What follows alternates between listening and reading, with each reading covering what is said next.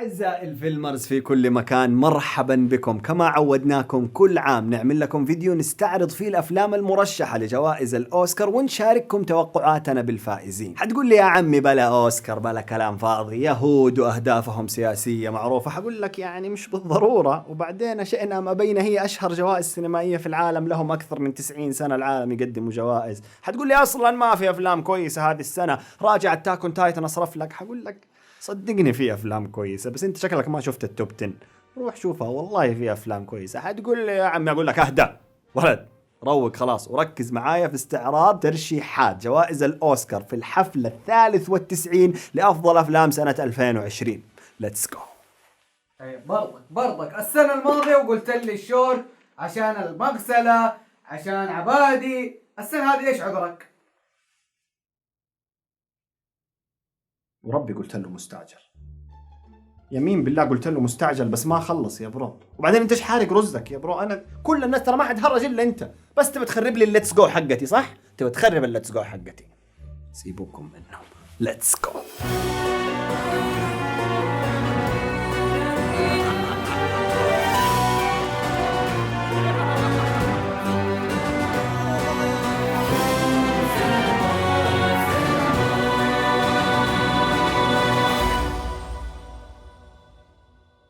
مرحبا بكم يا أصحاب مرة أخرى. الآن حبدأ أعدد الترشيحات في 23 فئة للأوسكارز كاملة مع توقعي للفائز في كل فئة. لو في أي فئة عدت عليك ما أنت فاهم إيش هي، راجع الفيديو حق السنة الماضية ترشيحات 2019، فهذاك الفيديو شرحت كل فئة على حدة، وحتسمعني في هذاك الفيديو أقول الفئات 24 للأوسكارز بينما دوبي قلت 23. فحتقول يا عمي قاعد يكذب علينا ويفلت. لا والله ماني قاعد أكذب، بس الأكاديمية قررت إنها تدمج فئتي البيست ساوند إديتنج والبيست ساوند ميكسينج في فئة واحدة سمتها البيست ساوند، فبكذا صارت توتال 23 فئة. بالإضافة إنه هذا الفيديو أكيد ما هو سبونسرد باي آبل يا صديقي، والدليل وبعدين هذا آيباد 2 عايش معايا عبر السنين مهلوك.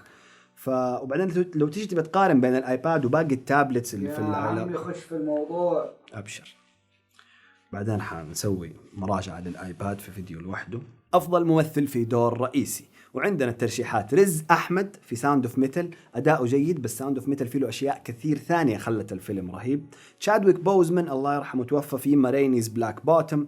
أنثوني هوبكنز في ذا فاذر. جاري أولدمان مانك. وستيفن يان في ميناري. مع احترامي لكل الممثلين، وتشادويك بوزمان أتمنى يعطوا له كذا أوسكار فخرية ويكرموه بطريقتهم، بس حقيقي أفضل أداء هذه السنة كان أنثوني هوبكنز ذا فاذر. وصلني بكل ما تحمل الكلمة من معنى. هو توقعي للفائز. Sorry, Anne, you told me the other day. Have you forgotten? She's forgotten.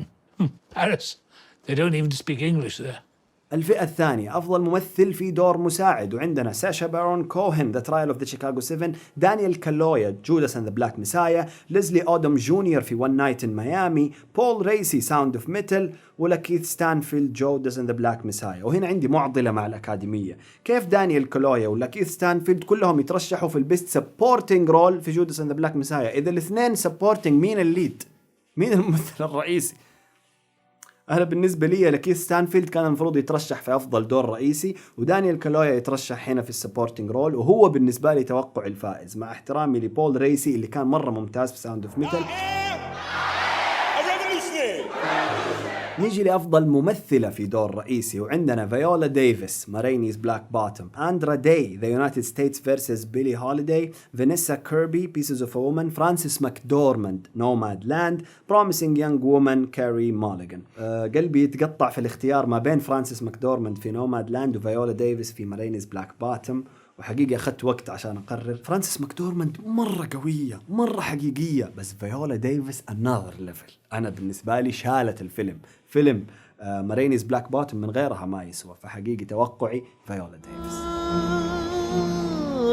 This be an empty world without the blues. نيجي لأفضل ممثلة في دور مساعد، وعندنا ماريا باكالوفا في فيلم بورات، جلين كلوز في فيلم هيلي بيلي إليجي، أوليفيا كولمان من ذا فاذر، أماندا سايفرد من مانك، ويو جونغ يون من ميناري. توقعي كان ضايع ما بين أوليفيا كولمان في ذا فاذر لأنها كانت جدا قوية، أماندا سايفرد في مانك بدعت، بس العجوزة يو جونغ يون من ميناري شيء ثاني.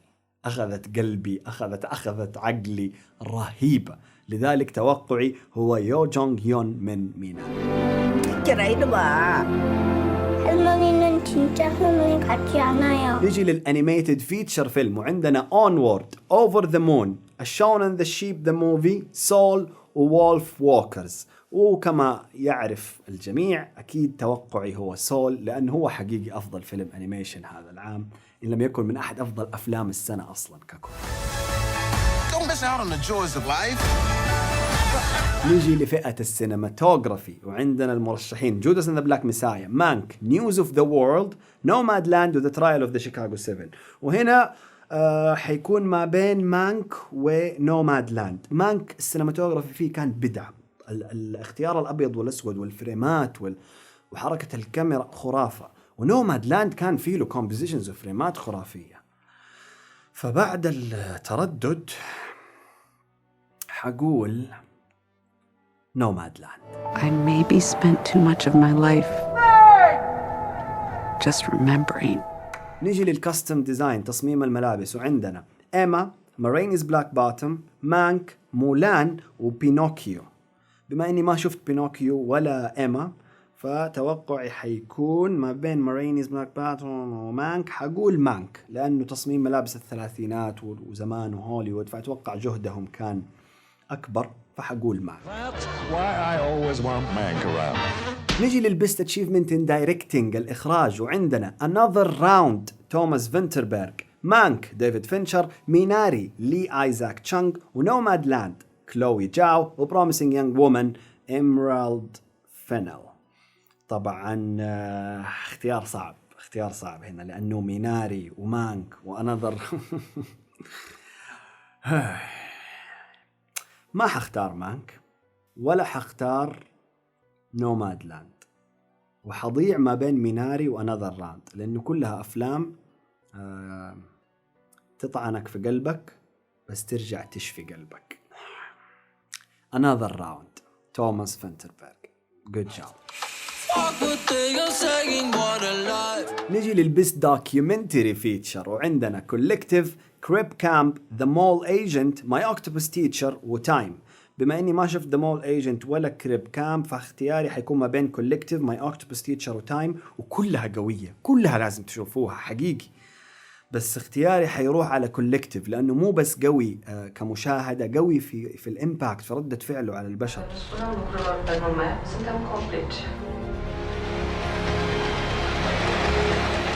نيجي للدوكيومنتري شورت، وما بين الخمس الأفلام ما شفت ولا واحد، فأكيد ما حقدر أختار توقع للفائز. نروح للفيلم إديتينج، تحرير الأفلام، والنومينيز The Father, Nomadland, Promising Young Woman, Sound of Metal, The Trial of the Chicago 7.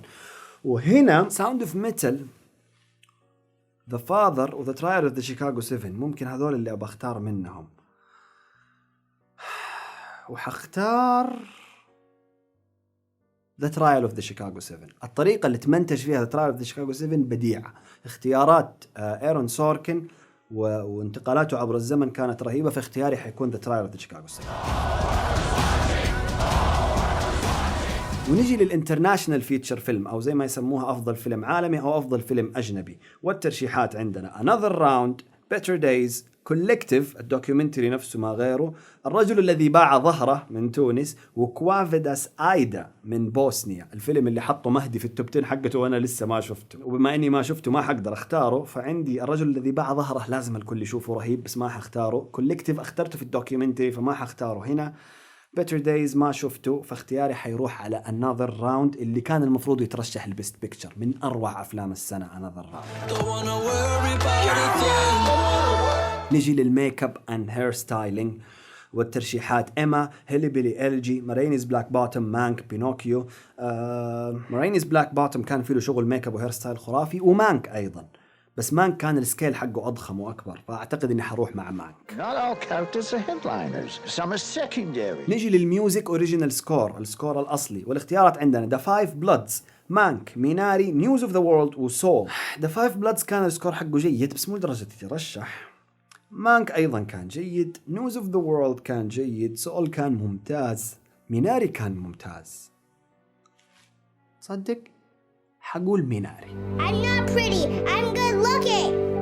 نيجي للميوزك اوريجينال سونج أفضل أغنية، والنومينيز Fight for You من جوداس اند بلاك مسايا، Hear My Voice من The Trial of the Chicago 7، Hosavek من The Story of Fire Saga which ما شفته، IUC من The Life Ahead which أيضا ما شفته، Speak Now من One Night in Miami. اختياري حيروح ل Fight for You من جوداس اند بلاك مسايا.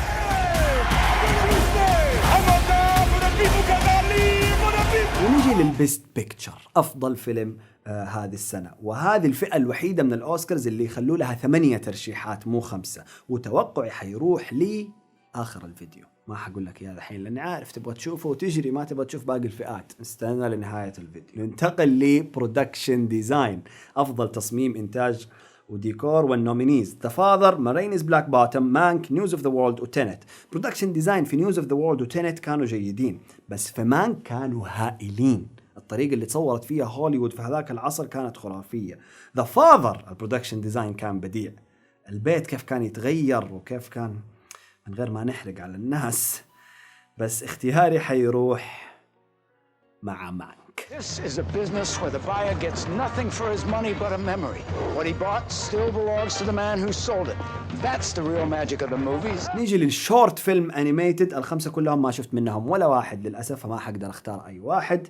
وننتقل للشورت فيلم لايف أكشن، ومن الخمسة ما شفت إلا فيلم واحد اللي هو فيلم الهدية ذا بريزنت للمخرجة فرح نابلسي. الفيلم موجود على نتفليكس، أنصح الكل يشوفه، وبما إني ما شفت غيره فهو حيكون توقعي. نيجي للبيست ساوند، هذه الفئة اللي قلت لكم في بداية الفيديو إنها كانت نتيجة دمج البيست ساوند ميكسينج والبيست ساوند إديتينج. والنومينيز عندنا جراي هاوند الفيلم الثاني حق توم هانكس، مانك، نيوز اوف ذا وورلد الفيلم الأول حق توم هانكس مولع في الصوت، هو سول، وساوند اوف ميتال. بكل بساطة ساوند اوف ميتال لو ما فاز ساوند اوف ميتال في بيست ساوند في مشكلة في الأكاديمية، لأنه مصمم على الصوت، تجربة صوتية خرافية.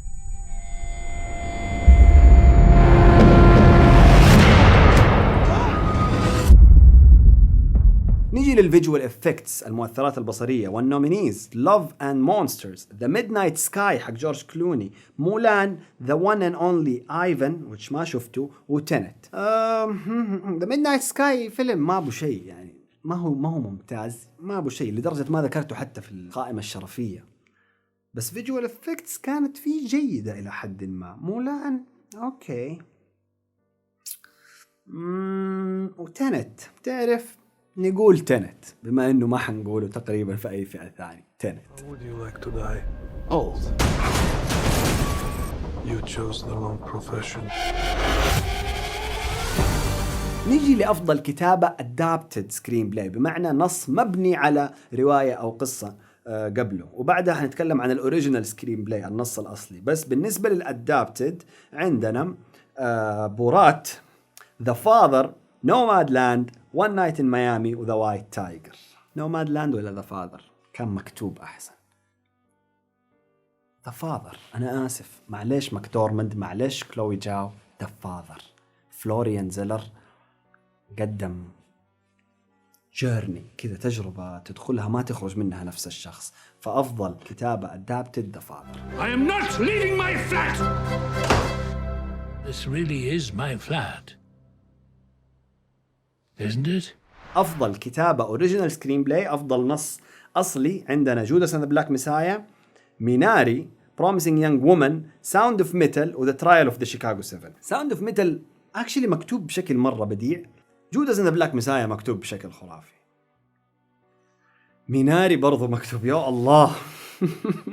أعتقد إنه الكتابة في The Trial of the Chicago 7 كانت أقوى عامل فيه، فما بين ميناري وذا ترايل اوف ذا شيكاغو 7 لو برتبهم ذا ترايل اوف ذا شيكاغو 7 اللي هو اختياري، بعده ميناري، بعده جوداس اند ذا بلاك مسايا. Can you tell us why?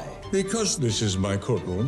وانتهينا، باقي الآن البيست بيكتشر آخر فئة، وعندنا الثمانية: The Father، جوداس اند ذا بلاك مسايا، مانك، ميناري، نومادلاند، Promising Young Woman، Sound of Metal، The Trial of the Chicago 7. أعتقد إنه Sound of Metal، أو أتمنى إنه Sound of Metal يحصل على أفضل صورة أو The Best Picture أفضل فيلم، بس في اعتقادي إنه أيضا The Father هو منافس جدا جدا جيد، ولو فاز فيها ذا فاذر ما حزعل، يعني ما بين ساوند اوف ميتال وذا فاذر أنا راضي. There's something funny going on. ختاما يا أصدقائي، هذه كانت توقعاتنا إحنا للفائزين في حفل جوائز الأوسكار هذا العام، واللي أكيد تختلف عن توقعاتك. الحفل حينعمل في الدولبي ثيتر هوليوود لوس أنجلس في 25 من أبريل القادم. قل لي أنت إيش توقعاتك للفائزين تحت في التعليقات، وهل في أفلام أو ممثلين تشوفهم انظلموا لعدم ترشحهم؟ سبسكرايب حيسهل تواصلنا، واللايك لو أعجبك الفيديو. دائما كون في النار.